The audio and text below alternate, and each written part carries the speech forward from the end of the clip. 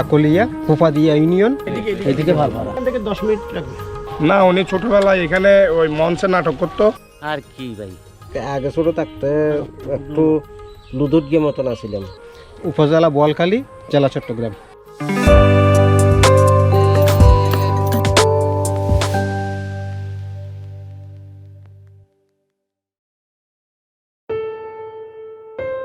বাংলা চলচ্চিত্রের সোনালী সময়ের কিংবদন্তি নায়িকা, মিষ্টি মেয়ে খ্যাত কবরী। 60-এর দশকে চলচ্চিত্রের পর্দায় অভিষেক ঘটলেও মূলত 70 ও 80-এর দশকে নিজের অভিনয় দিয়ে এদেশের মানুষের হৃদয়ে স্থান করে নিয়েছিলেন তিনি। তার অভিনীত গ্রামীণ নারী চরিত্র কিংবা কিশোরীর চাঞ্চল্যমাখা চরিত্রগুলো বাঙালির কাছে আপন মনে হতো। ফলে দর্শক স্বাভাবিক প্রবণতায় কবরীকে গ্রহণ করেছিলেন। শ্রীকৃষ্ণ দাস ও লাবণ্য প্রভাপালের কোল জুড়ে 1950 সালের 19 জুলাই চট্টগ্রাম জেলার বোয়ালখালী উপজেলায় জন্মগ্রহণ করেন মীনা পাল। আজ আমার গন্তব্য সেখানেই। এটা যে কালাকান ঠাকুর বাড়ি, অন্নপূর্ণহাট, এটা পালপাড়া হিসেবে পরিচিত। পালপাড়া এখন বাড়িঘর নাই, ওটা তো বিক্রি করে ফেলছে। ওইখানে যারা কিনছে তারা আছে আর কি। আপনারা আছেন ভালো? হ্যাঁ ভালো আছে। নায়িকা কবরীকে চেনেন তো? আমি নাম শুনছি, আমরা তো দেখি নাই। ছবি দেখেন নাই তার? ছবি দেখছি। আপনারা দেখে তো মনে হয় তো আপনি অনেক সিনেমা হলে ছবি দেখছেন। হ্যাঁ, সিনেমা হলে তো দৌড়েছেন, প্রত্যেক সিনেমায় দৌড়েছেন আপনি, দেখে মনে হইতেছে। ছবি দেখছেন না? জি জি। কেমন নায়িকা হিসেবে কেমন আপা? না ভালো। আসসালামু আলাইকুম। ওয়ালাইকুম সালাম। কেমন আছেন আপনি? ভালো। এই গ্রামেই নাকি কবরী ম্যাডামের জন্মস্থান? জি জি। এটা কি সত্য? সত্য। তার শৈশব কৈশোর এই গ্রামে এখান কেটেছে? থেকে উনি বড় হয়েছেন, এখান থেকে উনি লেখাপড়া করতেন। সারা সত্তর, যেটা আপনার চট্টগ্রামের ঐতিহ্যবাহী কলেজ, তখনকার মানে এখনো পর্যন্ত সেই কলেজের প্রচার প্রসার সারা বাংলাদেশে আছে। উনি ওই কলেজের ছাত্রী ছিলেন। তারপরে আপনার এরপরে ওখান থেকে লেখাপড়া করতো, মঞ্চায়ন নাটক করতো। আমরা অনেক দেখেছি, তখন সাদা কালো ছিল। এখন মানে হলে দেখার সৌভাগ্য হয়নি, কারণ আমরা যখন হলে যেতাম তখন এর আগ থেকে উনি ইয়া করতেন। আমরা তো নেক্সট প্রজন্মের। জি জি জি। আপনাদের অনেক সিনিয়র তিনি। জি, অনেক সিনিয়র। তো এই গ্রামে জন্মগ্রহণ করে কবরী ম্যাডাম এখন সারা বাংলাদেশে পরিচিত এবং সারা বিশ্বে পরিচিত। এটা এই জন্য আমরাও গর্ববোধ করি যে কবরী ম্যাডামের বাড়ি এখানে। আমরা ওনার বাড়ি বোয়ালখালী এবং আমাদের একে পাড়ার একে মহল্লার ম্যাডাম উনি। ওনার পরিচিতে আমরা পরিচিত। আজকে আমাদের বোয়ালখালী অন্যতম হচ্ছেন আপনার শেফালি ঘোষ, আমাদের বোয়ালখালীতে, যিনি আঞ্চলিক গানের রানী ছিলেন। তিনিও আমাদের কানঙ্গপাড়ার, এবং ইনি কবরী সরোয়ার ম্যাডামও আমাদের গ্রামের কবরী সরোয়ার। ওনার গ্রাম হচ্ছেন আকুলিয়া, ফুফাদিয়া ইউনিয়ন, উপজেলা বোয়ালখালী, জেলা চট্টগ্রাম। তো এইখানে তার জন্ম আপনি বলছেন, এবং তার সেই পৈতৃক বাড়িটি কি এখনো আছে? সম্ভবত আছে এখনো, আছে। ওই তো কারা থাকে সেই পালের এরা, এর নেক্সট প্রজন্ম, ওনার প্রজন্মগুলো এখানে বসবাস করতে। আপনি কি দেখেছেন কবরী ম্যাডামকে কখনো? দেখি স্যার। এখানে আসতেন তিনি? তার বাবার নাম কি ছিল? বাবার নাম সুরহন। এখানে কি ঘরবাড়ি এখনো আছে সেরকম? আছে, ঘর বাড়িতে রান্নায় মানে মাইসে বান্ধি দিয়ে অন্যরা থাকে। আপনি তো কবরী ম্যাডামকে দেখেছেন তাই না? দেখছি। কেমন লোক তিনি? ভালো। গ্রামে আসতেন? আসতাম। তারা তো হিন্দু ছিলেন, কিন্তু তিনি কি মুসলমান হয়ে গেছিলেন পরে কবরী ম্যাডাম? মুসলমান। কবরী সারোয়ার হয়ে গেলেন না?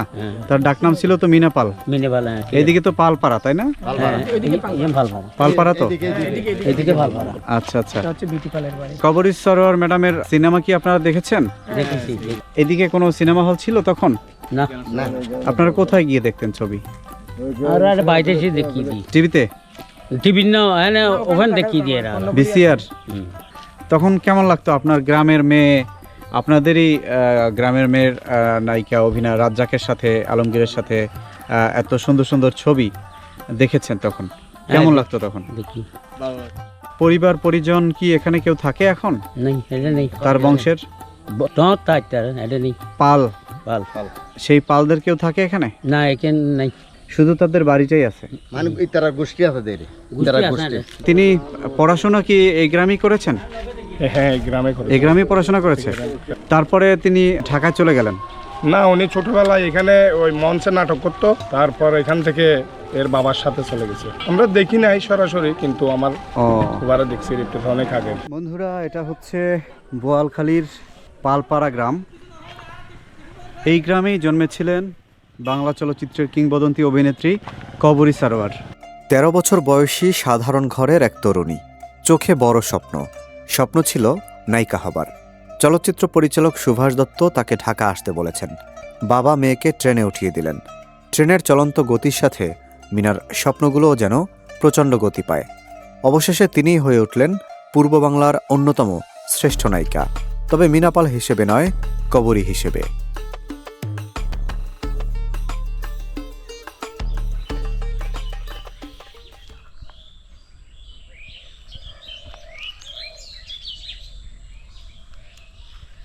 বন্ধুরা, আমি এখন আছি চট্টগ্রামের বোয়ালখালীতে, এবং এই যে গ্রামটিতে আমি আছি এই গ্রামেই আমাদের এককালের সুদর্শন অভিনেত্রী, জনপ্রিয় অভিনেত্রী কবরী সারোয়ার জন্মেছিলেন।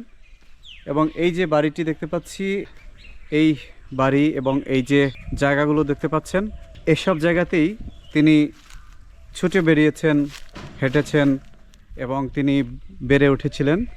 এখানে একটি মাটির ঘর দেখতে পাচ্ছি, একটি ঐতিহ্যবাহী ঘর। এখানে কাউকে পেলাম না দেখার মতো, কারোর সাথে কথা বলার মতো কাউকে পেলাম না এখানে।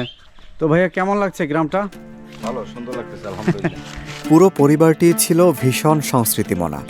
সংস্কৃতিময় পরিবেশে থাকলে মানুষ স্বাভাবিকভাবে সংস্কৃতিমনা হয়েই গড়ে ওঠে। পিতা কৃষ্ণদাস তার সন্তানদের সেই পরিবেশ দিয়েছিলেন। মিনা বাবার উৎসাহে রুনু বিশ্বাসের কাছে নাচ শেখেন।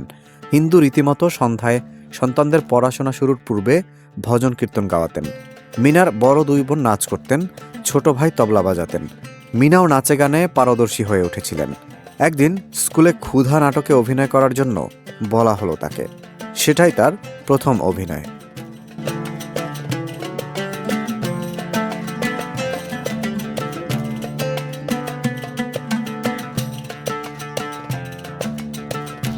এই যে গ্রামটি দেখতে পাচ্ছেন, এটি কবরী সারোয়ারের গ্রাম। এটি পাল বাড়ি নামে পরিচিত। কবরী সারোয়ার ম্যাডামের পূর্ব নাম ছিল মিনা পাল। তিনি পাল বংশেরই সন্তান ছিলেন এবং এই গ্রামেই তিনি জন্মেছেন, এখানে বেড়ে উঠেছেন। আচ্ছা, আপনার নামটা কি? আমার নাম তপন পাল। তপন পাল। এই পুরো এই যে বাড়িগুলো দেখতে পাচ্ছি, এই যে গ্রামটা, এটা কি পালপাড়া? তার ডাকনাম ছিল নাকি মিনা পাল? এটা কি আপনি জানেন? ঠিক আছে তো। ঠিক আছে।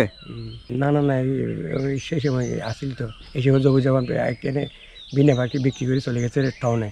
বন্ধুরা, আমরা হাঁটছি বোয়ালখালী গ্রামের পথ ধরে।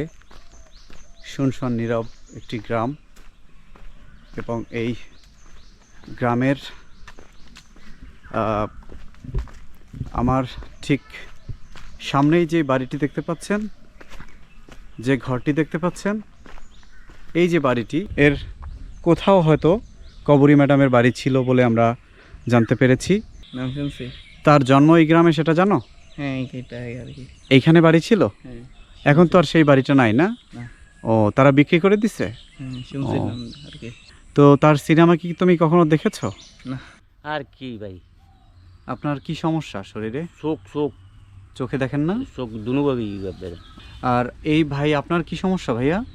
আমি পঙ্গু, পঙ্গু? চলাফেরা করতে পারি কি জন্ম থেকে এবার এরকম? হ্যাঁ। আপনারা কি করেন এখানে, কি বিক্রি করেন? এই বিড়ি সিগারেট বেচা যারি। আই ও ভাই, ওর মধ্যে যতক্ষণ সালার এতক্ষণ এটা চলে? হ্যাঁ, এটা চলে। জন্ম থাকতে আগে ছোট থাকতে একটু লুদুট গিয়ে মতন আসছিলাম। হ্যাঁ হ্যাঁ হ্যাঁ তারপর যখন বয়স হচ্ছে হ্যাঁ। তো এইরকম হয়ে গেছে যে আপনারা গেছেন মনে মনে হচ্ছে, মানে আবার একটু যাইনি।